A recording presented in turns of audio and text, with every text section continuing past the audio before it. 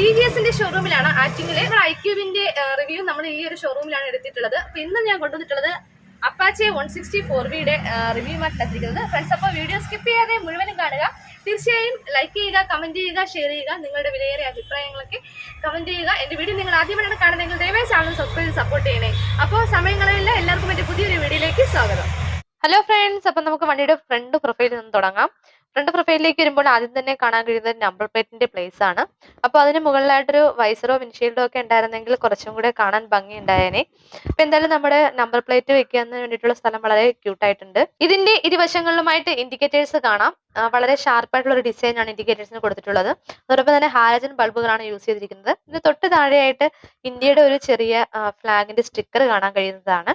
അതിന് തൊട്ട് താഴെയായിട്ടാണ് ഹെഡ്ലൈറ്റ് വരുന്നത്. അപ്പൊ നേരത്തെയുള്ള വണ്ടിയിൽ നിന്നും ഹെഡ്ലൈറ്റ് ഇതിന് മാറ്റം വന്നിട്ടുണ്ട്. അതായത് ഒരു ഇരപിടിയൻ വവ്വാലിന്റെ ഒരു ഷേപ്പാണ് ഈ ഒരു ഹെഡ്ലൈറ്റിന് കൊടുത്തിരിക്കുന്നത്. അപ്പൊ നമ്മള് റണ്ണിങ് ലൈറ്റ് ഇടുമ്പോഴത്തേക്ക് വണ്ടി ഓൺ ആക്കുമ്പോൾ കാണുന്ന ഒരു ഭംഗി അപാരമാണ്. സൂപ്പർ ഡിസൈൻ ആണ് ഹെഡ്ലൈറ്റിന് കൊടുത്തിരിക്കുന്നത്. അപ്പൊ അത് ലോ ബീമും ഹൈ ബീമുമായിട്ട് സെപ്പറേറ്റ് ചെയ്തിട്ടുണ്ട്.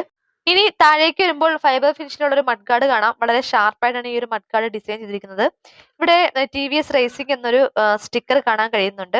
അതോടൊപ്പം തന്നെ ഫ്രണ്ട് ബ്രേക്ക് വരുന്നത് 270 mm disc with single channel ABS ആണ് വരുന്നത്. പിന്നെ ബ്രേക്കിംഗ് ഒക്കെ അടിപൊളിയാണ്. പിന്നെ ഫ്രണ്ട് ടയർ സൈസ് വരുന്നത് 90/90 17 ഇഞ്ച് വീലിലാണ് വരുന്നത്. അപ്പോൾ ട്യൂബ്ലെസ് ടയറുകളാണ്, TVSന്റെ ആണ് യൂസ് ചെയ്തിരിക്കുന്നത്. അപ്പോൾ ഇതിന്റെ ബ്രേക്കിങ്ങും കാര്യങ്ങളൊക്കെ അപാരമാണ്, സൂപ്പർ ആയിട്ടുണ്ട്. ഫ്രണ്ട്സ്, ഇനി നമുക്ക് ഇതിന്റെ സസ്പെൻഷനിലേക്ക് വരാം. ഫ്രണ്ടിന്റെ ടെലിസ്കോപ്പിക് സസ്പെൻഷൻ ആണ് വരുന്നത്. കട്ടറുള്ള റോഡ് ആണെങ്കിലും അല്ലെങ്കിൽ സിറ്റിയിലൊക്കെ ആണെങ്കിലും ഒരു കുലുക്കവും ഇല്ലാതെ ലോങ് ഡ്രൈവിംഗിന് പറ്റിയ ഒരു വണ്ടി തന്നെയാണ് അപ്പാച്ചെ 164V.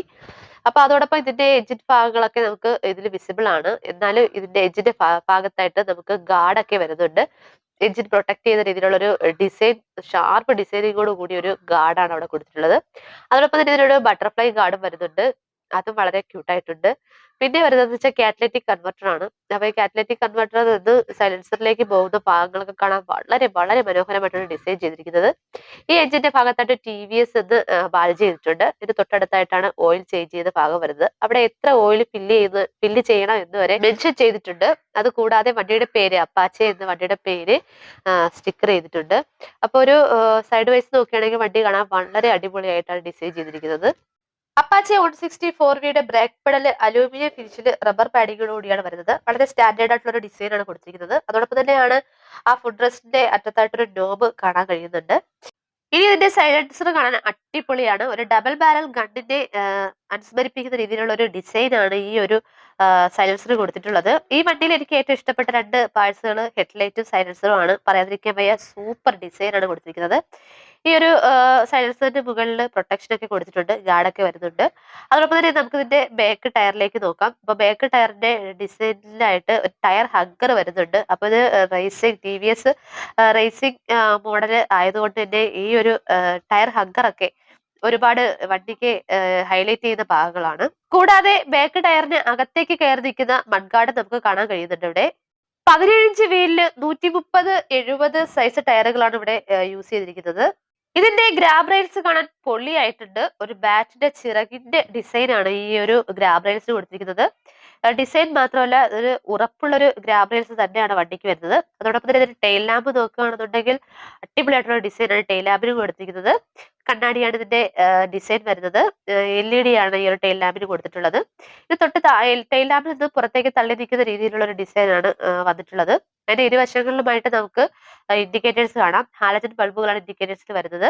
അതിന് തൊട്ട് താഴെയായിട്ട് നമ്പർ പ്ലേറ്റുള്ള പ്ലേസും റിഫ്ലക്ടറും ഒക്കെ കാണാം. അപ്പൊ ബാക്ക് വ്യൂ കാണാൻ വളരെ വളരെ ക്യൂട്ടായിട്ടുണ്ട്. ഈ വണ്ടിയുടെ ലെഫ്റ്റ് സൈഡിലേക്ക് വരാം. അവിടെ ആയിട്ട് നമുക്ക് സാരി ഗാർഡ് കാണാൻ കഴിയുന്നതാണ്. അപ്പൊ സാരി ഗാർഡിന് കുറച്ചുകൂടെ എക്സ്റ്റൻഷൻ ഉണ്ടായിരുന്നെങ്കിൽ കൊള്ളായിരുന്നു ആണ് എനിക്ക് തോന്നുന്നത്.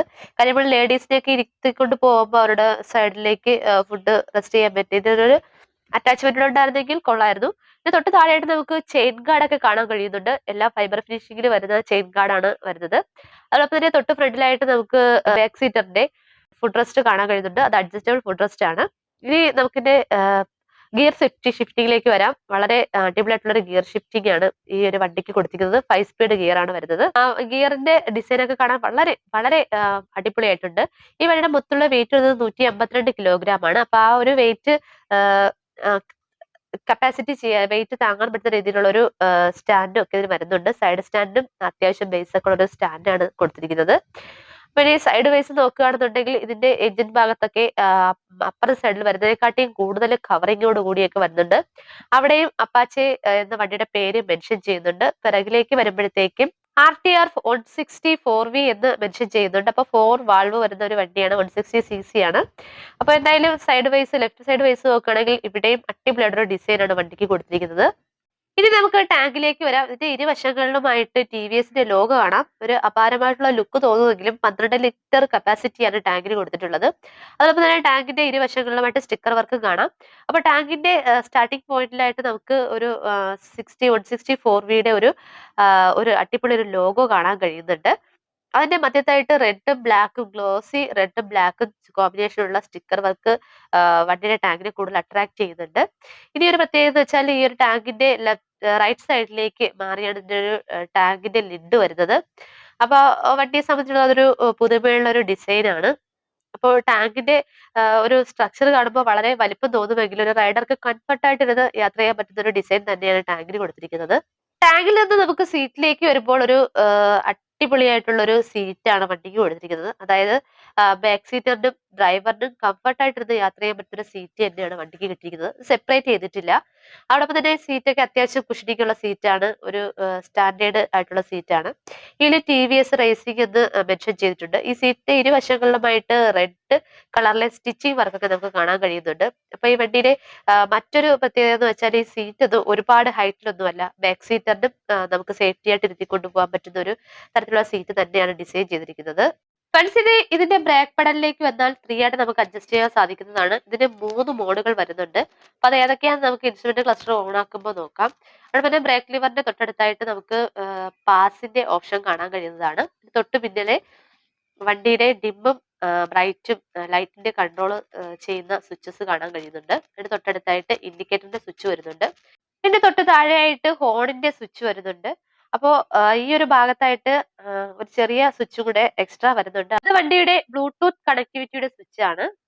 ഇനി വണ്ടിയുടെ റൈറ്റ് സൈഡിലേക്ക് വരികയാണെങ്കിൽ ഇവിടെ എഞ്ചിൻ ഹിൽ സ്വിച്ച് കാണാൻ കഴിയുന്നതാണ്. അതിന് തൊട്ട് താഴെയായിട്ട് നമുക്ക് മോഡ് കൺട്രോൾ ചെയ്യുന്നതിനുള്ള സ്വിച്ച് ഉണ്ട്. തൊട്ട് താഴെയായിട്ട് പാർക്കിംഗ് ലൈറ്റ്, അതിന് തൊട്ട് താഴെയായിട്ട് വണ്ടിയുടെ സെൽഫ് സ്റ്റാർട്ടിന് വേണ്ടിയിട്ടുള്ള സ്വിച്ച് കാണാൻ കഴിയുന്നതാണ്. അപ്പോൾ റൈറ്റ് സൈഡും ലെഫ്റ്റ് സൈഡും വളരെ ക്യൂട്ടായിട്ടാണ് സ്വിച്ചും കാര്യങ്ങളൊക്കെ കൊടുത്തിരിക്കുന്നത്. ഈ വണ്ടിയുടെ കീയിലേക്ക് വരാം. അത്യാവശ്യം സ്റ്റാൻഡേർഡ് ഉള്ള ഒരു കീ ആണ് വണ്ടിക്ക് കൊടുത്തിരിക്കുന്നത്. ഈ ഒരു ഇഗ്നീഷൻ സ്വിച്ചിലേക്ക് വരുമ്പോൾ നോർമൽ ടൈപ്പ് ഫംഗ്ഷൻസ് ഒക്കെയാണ് ആ ഒരു ഇഗ്നീഷൻ സ്വിച്ചിൽ കൊടുത്തിരിക്കുന്നത്. ഓൺ ഓഫ്, ഹാൻഡിൽ ലോക്ക്, ഈ ഒരു ഓപ്ഷൻ ആണ് വണ്ടിയിൽ വരുന്നത്.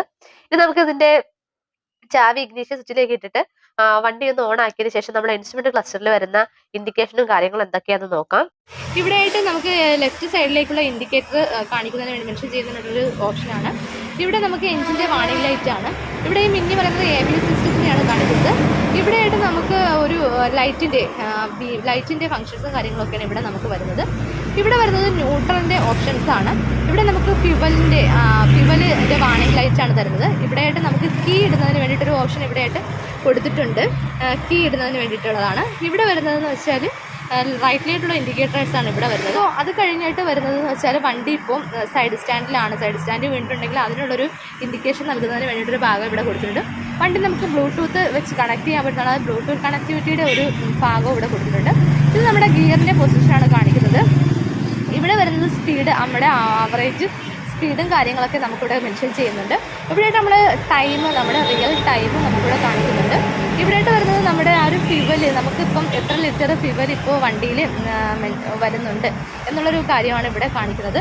ഇവിടെ വരുന്നത് ഇതിൻ്റെ ടാക്കോമീറ്റർ ഒക്കെയാണ് ഇവിടെ വരുന്നത്. ഇത് ഈ ഒരു മൊത്തത്തിൽ കാണിക്കുന്നത് അതിൻ്റെ RPM ആണ്. അപ്പോൾ പിന്നെ വരുന്നതെന്ന് വെച്ചാൽ ഇതിന് നമുക്കൊരു 3 തരം മോഡുകൾ നമുക്കിതിൽ കാണാൻ കഴിയുന്നുണ്ടെന്ന് ഞാൻ പറഞ്ഞിട്ടുണ്ടായിരുന്നു. അപ്പോൾ നമുക്ക് ആ മോഡൊന്ന് ഏതൊക്കെയാണെന്ന് നോക്കാം.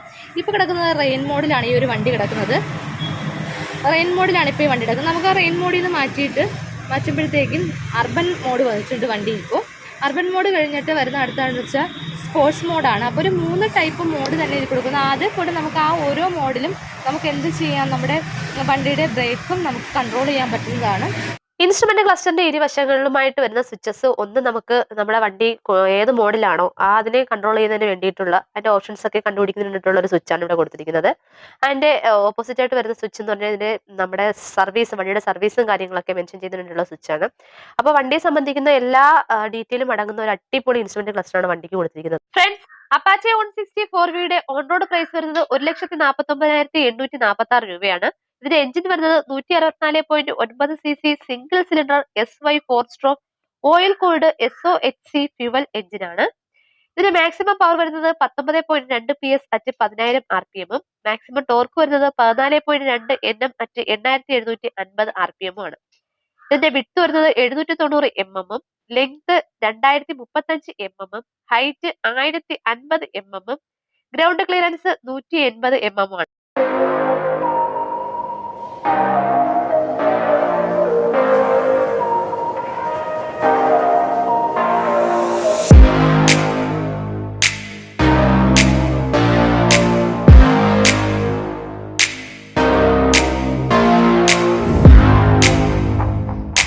ഫ്രണ്ട്സിന്റെ വീഡിയോ നിങ്ങൾക്ക് എല്ലാവർക്കും ഒരുപാട് ഇഷ്ടമായി വിശ്വസിക്കുന്നു. ഇനിയും ഇതുപോലെ പുതിയ വീഡിയോ കാണുന്നവരെ അക്ഷര സൈനിങ് ഓഫ്. ടാറ്റാ.